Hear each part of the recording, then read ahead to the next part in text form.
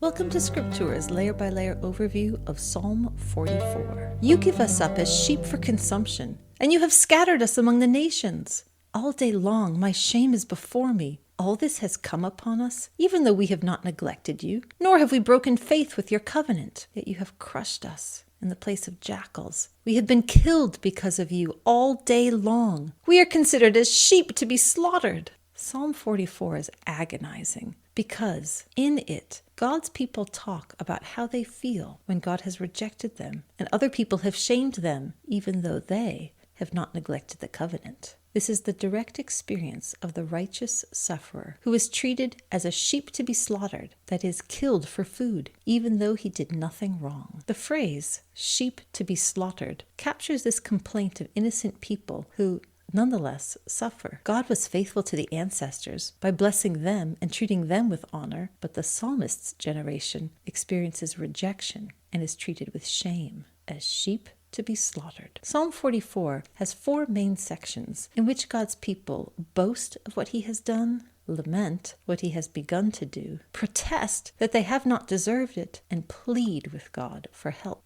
In the first section, which we have summarized as boasting, the community explicitly says, "We have heard what our ancestors said. In the past, he delivered our people." Then, the community boasts in their own experiences of deliverance. This makes them confident in the power of their God and in his commitment to them. The community expresses their praise by saying, "We will keep declaring your name forever." But the boasting stops suddenly in the second section, which we have summarized as lamenting. Now, instead of experiencing deliverance, the people are experiencing defeat, shameful, complete defeat. The people are in distress and experiencing shame as they suffer many hardships that are similar to covenant curses. Normally, it was disobedience to the covenant that should bring such sufferings. So we would expect that the people singing this psalm, who have been experiencing such curses, should confess and repent of their disobedience. The third section opens with a shock, which is why we have summarized it, protesting.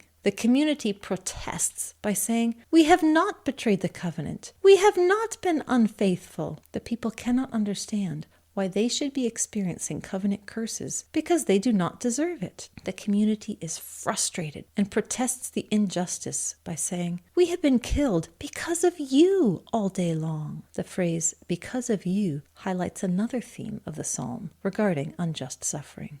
In some way, God himself is behind all the suffering, even if it is completely undeserved by those suffering. This is the practical experience of the righteous who suffer. In the final section, which we have summarized as pleading, the psalmist confirms that the people who are suffering are actually righteous. The righteous are those who call out to God according to the covenant, and that is what the people are doing. They are still frustrated, and they show their frustration by freely expressing all their pain and confusion. Yet, in their call to God, they are also still trusting that God will come to their aid and redeem them, because he is faithful. The people express confidence in their relationship with God. This shows that they are determined to believe that he will not reject his people forever. However, despite their belief, there is no lessening of the pain and suffering they experience. The entire section has imagery of oppression and death in the middle of desperate requests that God will take action, end the suffering, and redeem his people. The final phrase, "because of your faithfulness," expresses God's faithfulness, which is the people's last remaining reason for hope.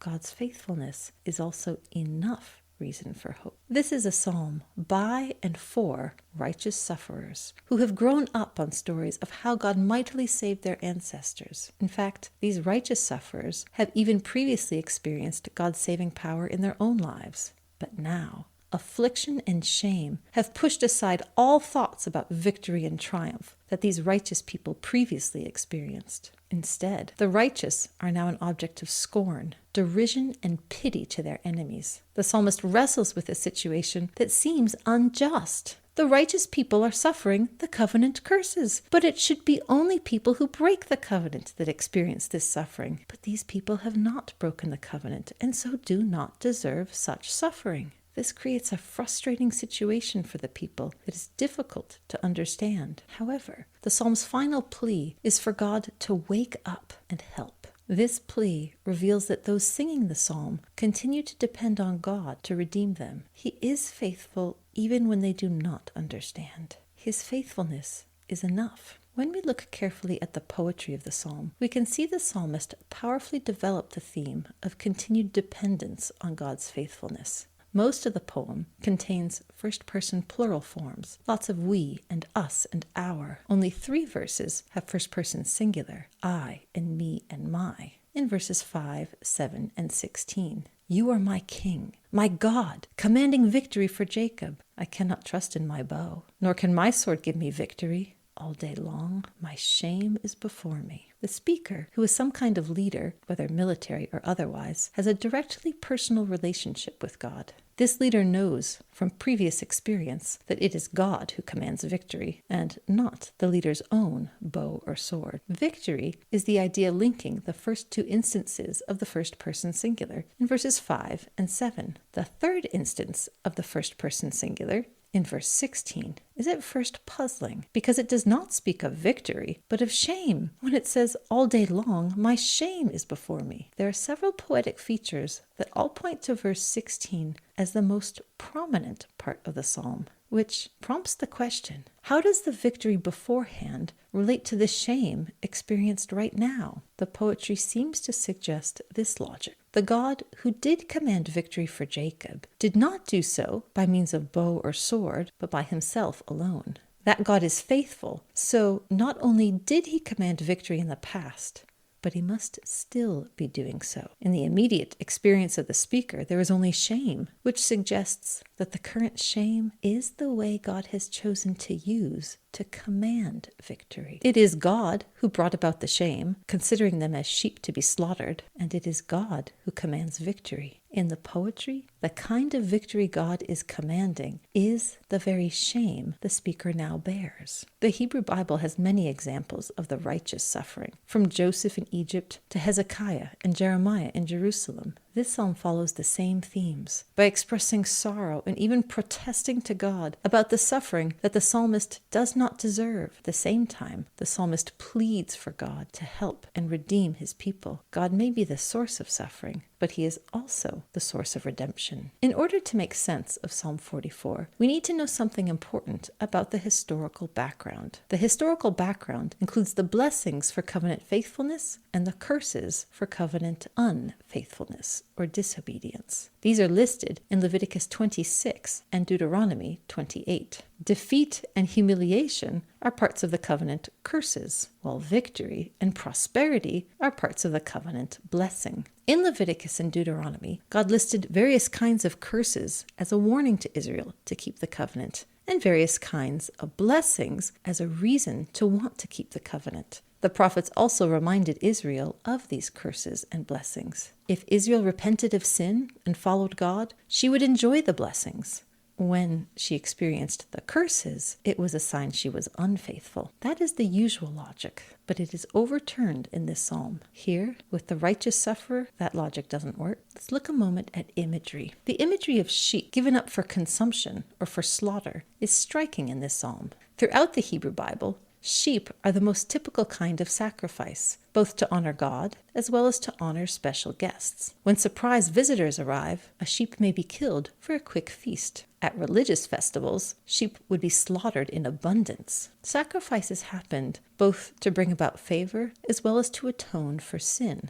The ancient Hebrew people often compared God, or the king, to a shepherd. Many psalms speak tenderly about God caring for his people who are his flock, such as in Psalm 100. In Psalm 44, however, this image is changed in a very unexpected way. Instead of protecting and providing for his people, God gives up his people, Israel, as sheep to be slaughtered instead of protecting them. He gives up his people for consumption, as if he were caring for someone else instead of his own people. In the book of Genesis, Joseph was sold into slavery and was wrongfully imprisoned. Only later did he realize he was suffering because God had a plan. He became ruler over Egypt and was able to provide grain for the Egyptians and his own family during a famine. So Joseph's suffering ended up aiding other people. King Hezekiah obeyed God faithfully successfully, but still suffered humiliating defeat and disgrace. When messengers from the king of Assyria mocked King Hezekiah and God's people, we read that Assyria was actually mocking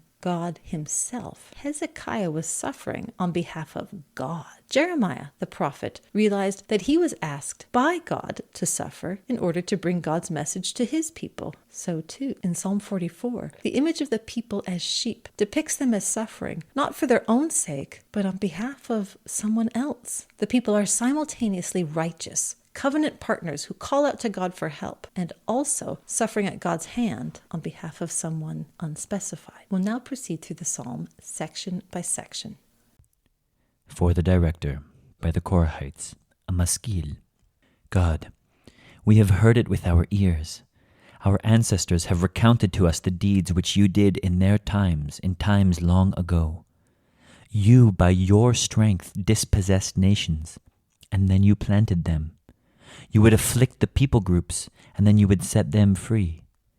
For they did not take possession of the land by means of their sword, nor did their power give victory for them, but rather your right hand and your power and the light of your countenance gave the victory, for you were pleased with them.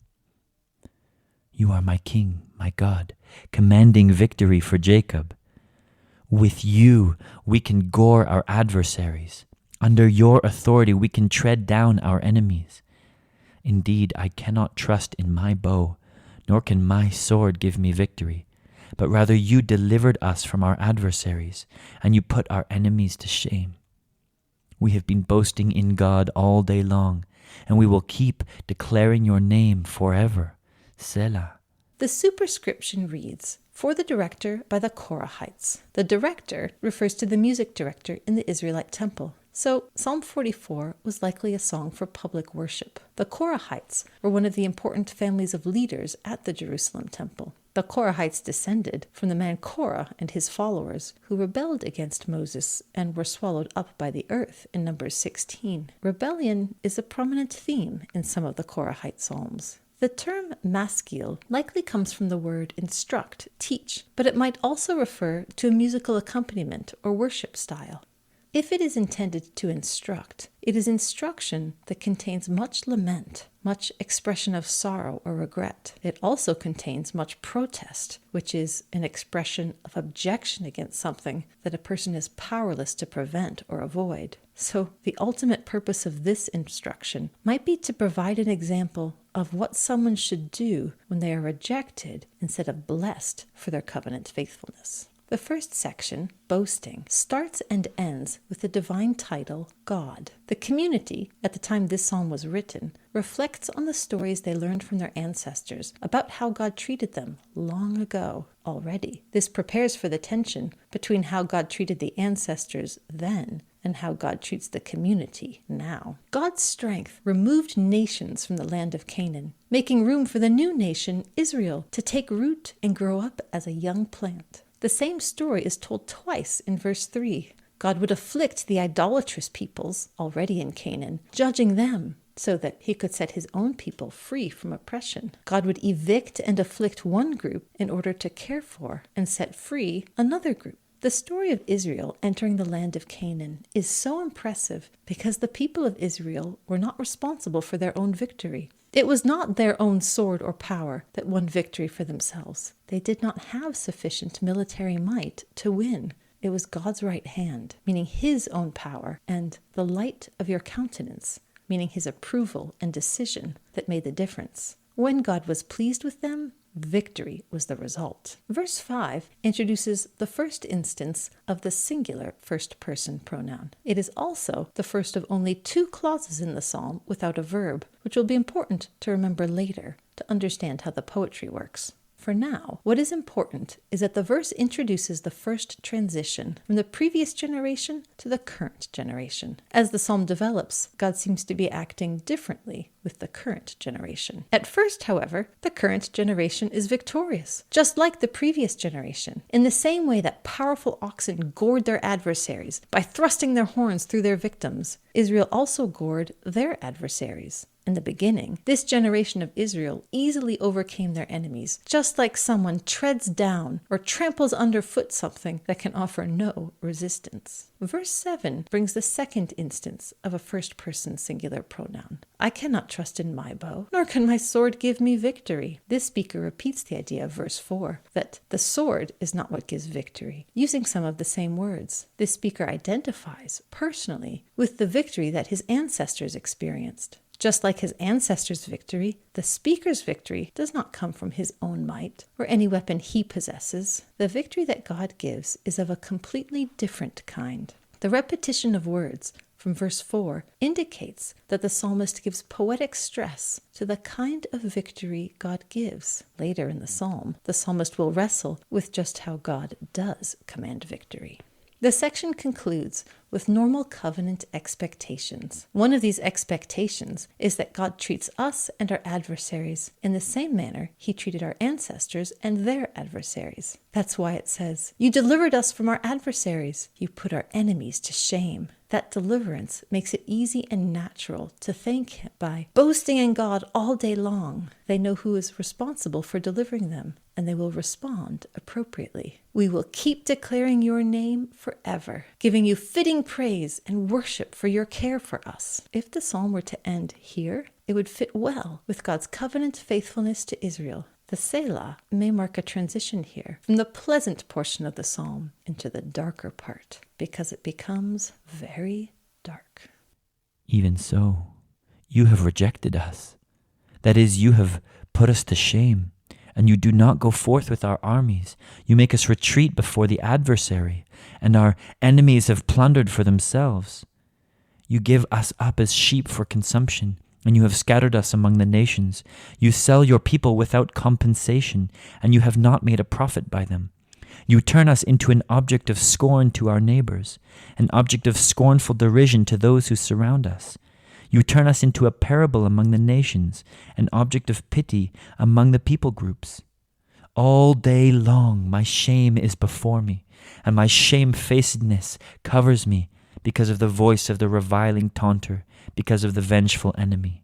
In the next section, which we have described as lamenting, the pride and confidence the people feel because of the victory God gave them disappear abruptly. Instead, they feel confusion and shame. This section begins and ends with the word for shame in "You have put us to shame" in verse 10 and "my shame" in verse 16. There was a long list of actions with God almost exclusively as subject. You have rejected us, which consists of the reversal of all the good above. Instead of giving victory, now you've put us to shame. Instead of commanding victory, you do not go forth with our enemies. You make us retreat before the adversary. Instead of treading down the enemies, it is now the enemies who have plundered us for themselves. The image of sheep for consumption appears in verse 12, alongside scattering the people among the nations and selling them. In this section, the psalmist piles up many images in order to convey emotional intensity. These images include a military commander who refuses to accompany his army in war, a shepherd who abandons his flock to be destroyed by predators or robbed by thieves,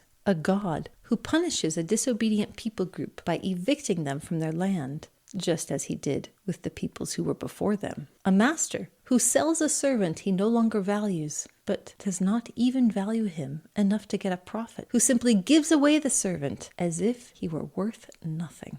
All these images make it feel like God has abandoned them in every way. Instead of protecting them and fighting on their behalf, God allows others to abuse them. He does not even value them enough to consider them worthy of a price. In the second half of this section, the psalm laments the response of the surrounding peoples to Israel, as may be expected. The surrounding peoples believed that a nation abandoned by its God should be an object of scorn, derision, and pity. Nobody wants to be like that. And so the surrounding nations treat God's people as disgraceful and shameful. The second person verbs come to an end with verse 16. Verse 16 also contains the final instance of first person forms. It is also the second nominal clause, or clause without a verb, just like verse 5, which, as we previously mentioned, will become important later in this video. The result of God's actions is that all day long my disgrace is before me, and my shamefacedness covers me. God himself put to shame his people, and in verse 16, the speaker now bears it personally, with my shame or disgrace, my shamefacedness. The idea of a lament is to express someone's suffering and their disappointment that they are not receiving the good things they want. This freedom even includes identifying God as the source of one's pain. They identify God as being entirely responsible for the shame that the people bear. Verse 17 adds another character, showing how God inflicts shame by means of the voice of the reviling taunter and the vengeful enemy. A taunter is someone who taunts, who uses insults and sarcasm to publicly challenge others or to find fault with them, just like Goliath did.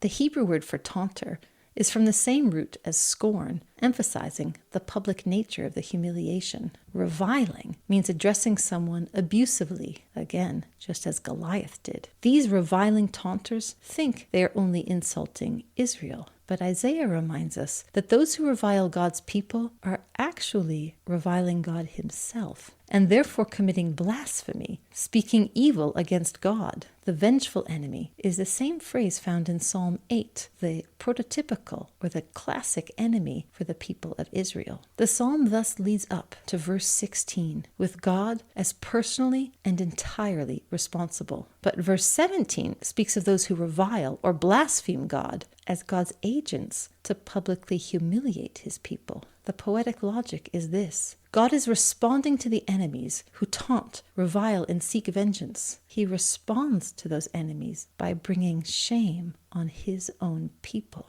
The shame of covenant curses would be entirely appropriate for a people who had broken the covenant. Moses and the prophets told the people again and again that the curses were there to remind them to repent and be faithful to the covenant once again. That is what makes the next section such a shock.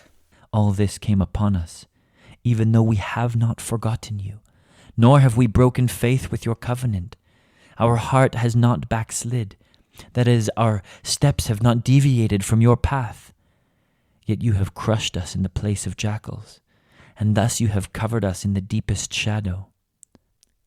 If we have neglected our God's name, that is, if we had spread our palms in prayer to another God, would not God investigate this, since he knows the heart's secrets? Yet we are killed because of you all day long. We are considered as sheep to be slaughtered.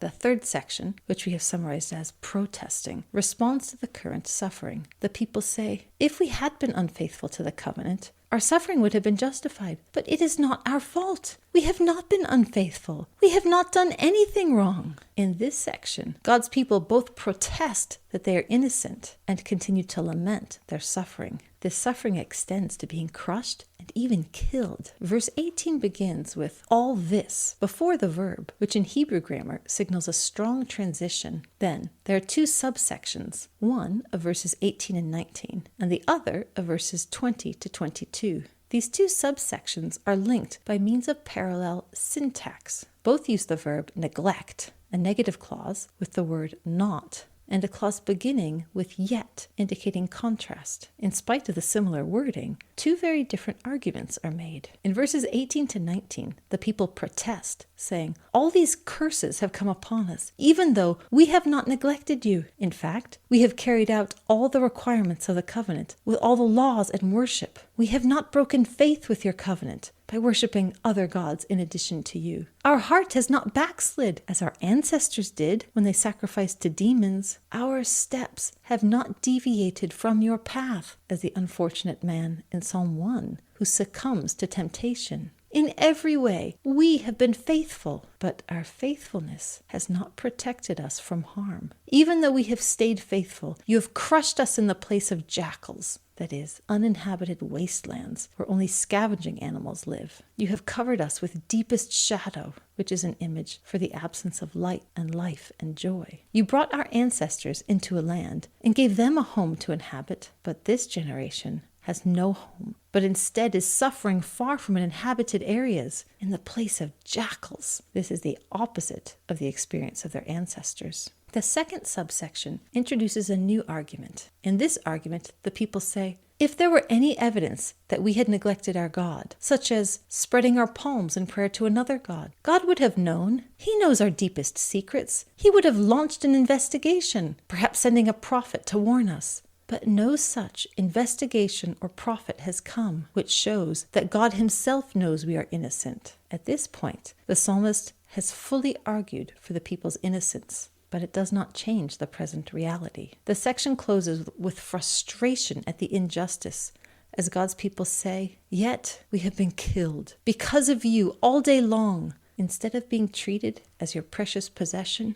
we are considered as sheep to be slaughtered." Thus, the protest finishes with the people complaining, "We are innocent, yet we are suffering. In fact, people from our community are being killed in battle all day long. This is happening because God has chosen for it to be so, because he has chosen to treat us like sheep he can slaughter for some reason of his own." The protests that the people are experiencing covenant curses, even though they have remained faithful to the covenant, presents the end of the lament in a different light. The imagery and poetic prominence come together to tell an additional story. As we mentioned earlier, verses 5, 7, and 16 are the only instances of first-person singular pronouns. Verses 5 and 16 are the only clauses that contain no verb but do have multiple modifying phrases. These modifying phrases slow down the poetry and prompt the listener to pause and ponder. How are these verses connected? In one verse, God is known as one who commands victories, but in the other verse, he has ceased to command victories. How can he be one who commands victories and also one who brings shame? As it turns out, the poetic connection between the two verses suggests a surprising twist, namely that bringing shame must somehow be God's way of commanding victory right now. Because of his enemies, God has chosen to command victory by means of shame. This echoes a theme found in other places in the Bible. For example, Psalm 8, which also has the exact words, "the vengeful enemy," just as is found in Psalm 44:16. In response to this vengeful enemy, in Psalm 8, God chooses the weakest and most insignificant people, that is, those most worthy of shame, as his means of bringing forth victory. Elsewhere, in Isaiah 37, Assyria blasphemes, reviles, and mocks Hezekiah. Hezekiah and his people bear intense shame until their miraculous deliverance. Similarly, here in Psalm 44, God chooses shame as his means of bringing forth victory. This is unjust and unthinkable, yet it is also the logic. That is why the psalm says, "Because of you," that is, because you, God, chose for this suffering to happen, we have been killed all day long. Because of you, we are considered as sheep to be slaughtered. The idea of the righteous sufferer was well known in the ancient world, but that does not make it any easier to wrestle with.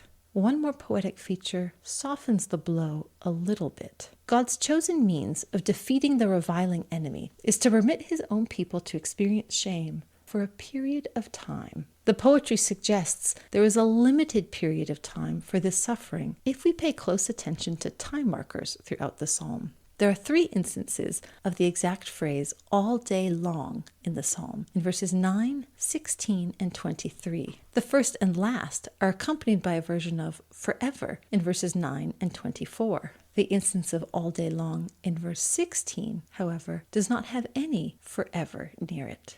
In verse 9, the psalmist remembers past victories and can have confidence that boasting in God's name should last forever. In verse 16, though, the psalmist is immersed in the present difficult reality, but it is only the present, even if it feels like forever. This is likely a poetic strategy of not lessening the anguish of the experience of shame, but subtly conveying its limited nature.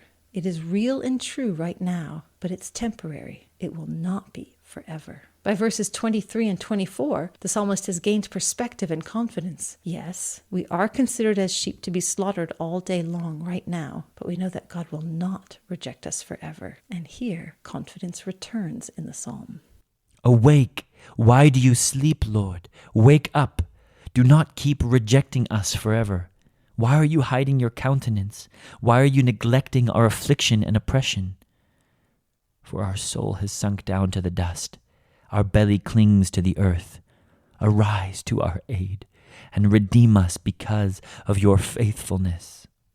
The final section, which we have summarized as pleading, combines both confidence in the God who saves and an ongoing experience of suffering. For an ancient Israelite, reverence for God consisted of exclusive worship of the Lord alone in the way he required. But we may be surprised to learn that reverence for God did not mean refraining from accusing God of injustice. Instead, God's people freely expressed their frustrations and disappointments. The freedom to say, "Awake! Why do you sleep? Do not keep rejecting us forever," reveals an underlying belief. Simply crying out presumes that God is there and is listening. Crying out reveals confidence in the character of God. He is faithful, and he will always look after his people. In this psalm, there's a change in attitude that takes place. But it is not God who changes his attitude from rejection to redemption. Rather, it is God's people who wrestle with changing their attitude. They wrestle with understanding and accepting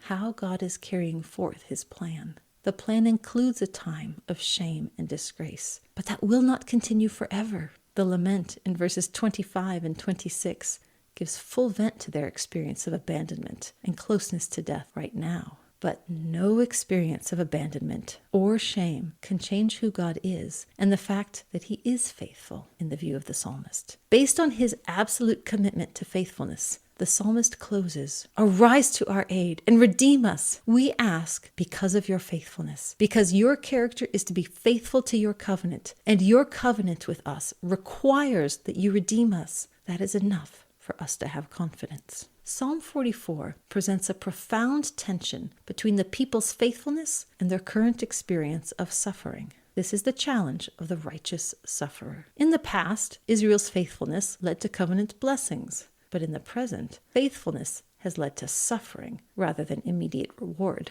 Their experience of suffering covenant curses confuses and dismays them, since such suffering was usually understood as reserved for the unfaithful. The people's confusion leads to their protest, that they have upheld the covenant and do not deserve these covenant curses. In their frustration, they plead with God to wake up and deliver them once more. Even while frustrated, though, they are still confident that his faithful character will ultimately prevail, even if his victory includes their shame. This completes our section-by-section walkthrough of Psalm 44. We'll finish now with a reading of the text that brings everything together.